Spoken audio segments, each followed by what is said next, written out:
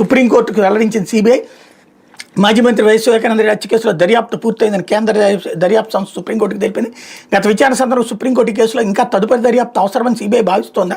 రాష్ట్ర ప్రభుత్వం కడప సెషన్స్ కోర్టులో దాఖలు చేసిన క్లోజర్ రిపోర్టుపై సిబిఐ అభిప్రాయం ఏంటి? కేసు ట్రయల్ తదుపరి దర్యాప్తు ఏకాలను కొనసాగించే అవకాశం ఉందనే ప్రశ్నలకు సమాధానం చెప్పాలని ఆదేశించింది. ఈ నేపథ్యంలో మంగళవారం మరోసారి జస్టిస్ ఎంఎం సుందరి, జస్టిస్ ఎన్ కోటేశ్వర సింగ్లతో కూడిన ద్విసభ్య ధర్మాసనం విచారణ చేపట్టింది. వివేక హత్య కేసుకు సంబంధించి దర్యాప్తు పూర్తయిందని సుప్రీంకోర్టుకు సిబిఐ వివరించింది. పిటిషనర్ తరపు వాదనలు ఏంటని ధర్మాసనం ప్రశ్నించగా సునీతారెడ్డి తరపు సీనియర్ న్యాయవాది మరో కోర్టులో ఉన్నారని వాదనలు వినిపించేందుకు తాము సిద్ధంగా ఉన్నందున పాస్ ఓవర్ ఇవ్వాలని మరో న్యాయవాది ధర్మాసనానికి విజ్ఞప్తి చేశారు. మధ్యాహ్నం తర్వాత బెంచ్ కూర్చోవడం లేదు కాబట్టి మరో రోజు వాదనలు వింటామని స్పష్టం చేసిన ధర్మాసనం విచారణ ఈ నెల 19వ తేదీకి వాయిదా వేసింది. లేకపోతే 2 లక్షల కోట్ల దిశగా మంగళవారం మరో 5,000 కోట్లు అప్పు చేసిన ప్రభుత్వం.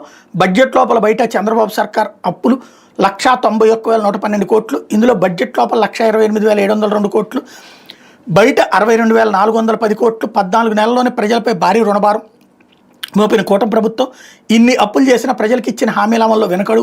అప్పు చేయకుండా సంపద సృష్టిస్తానంటే ఎన్నికల ముందు గొప్పలు. ప్రతి మంగళవారం అప్పులు చేయడమే లక్ష్యంగా బాబు పరిపాలన.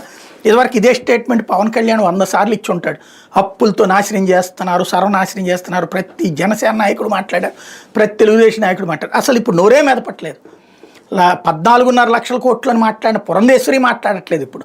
అదేంటో వేరే ప్రభుత్వం అప్పు తీసుకుంటే తప్పు జగన్ ప్రభుత్వం, ఇప్పుడున్న ప్రభుత్వం అప్పులు తీసుకుంటే అది ఒప్పు అనేటటువంటిది మన ధర్మం కావచ్చు. లేకపోతే నేను చెప్పిందే జరగాలి, నేను లోకల్, జేబు నింపుకోవడమే లక్ష్యంగా పొన్ను టీడీపీ ఎమ్మెల్యే ధూళిపాల నరేంద్ర కుమార్ చౌదరి బరితెగింపు.